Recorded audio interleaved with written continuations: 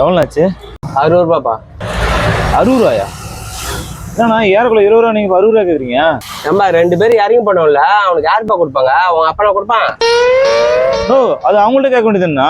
ஏன் சரக்கு மட்டும் பத்திரமா எத்தாந்து குடுக்குறவனுக்கு வந்து 300 ரூபாய் தரேன். நான் பத்திரமா உன்னை இட்டாந்து உன்னை இறக்கி விடுறேன், 60 ரூபாய் கொடுக்கல. இது வலிக்குது உனக்கு? அப்பே சொல்லியிருந்தா நான் சட்டை பிடிச்சி அவங்க வாங்கியிருப்பல. இப்போ வந்து 60 ரூபாய் கொடுத்துக்க நீ கேட்குற? என்னங்கண்ணா சில்லறை கொடுங்கண்ணா. தரேன். இது கொடுக்குறதுக்கே இன்னும் இது உனக்கு நான் சில்லறை கொடுக்குறது மட்டும் பண்ண அப்படியே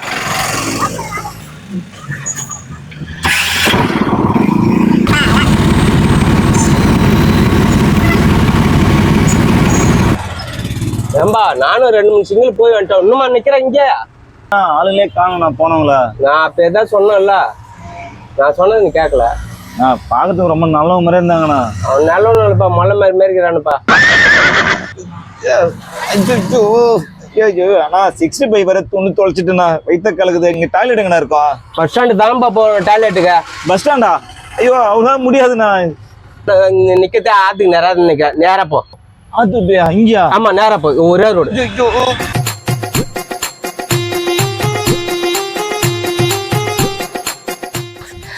அவசரத்துக்கு ஒரு டாய்லெட் கட்டி வைக்க மாட்டோம் அர்ஜென்ட் அவசரத்துக்கு.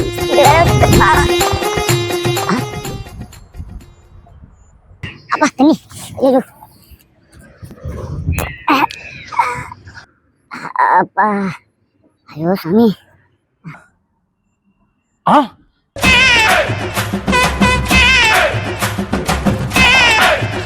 அடா பாவீங்களா? ஏய் ஐயோ சரக்கு போச்சு, என் காசுக்கும் போச்சு. நான் சொன்னா ஆட்டோக்காரன் நம்பாதீங்கன்னு. ஏண்டா டேய், என் வீட்டு சரக்கு தான் எடுத்து குடிச்சிட்டீங்க, பணமாவது வச்சிட்டீங்களாடா?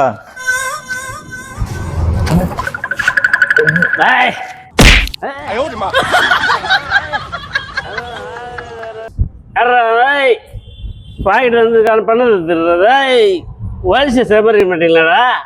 ஏண்டா என் வீட்டு சரக்கு என் வீட்டு பணத்தை தட்டி நீங்க என்னையே ஓடிச்சு சாப்பிட சொல்றீங்களாடா? தலையேத்துறா. ஏய் யாரா இது?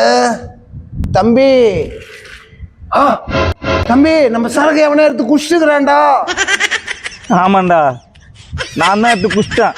வாங்கடா டேய்.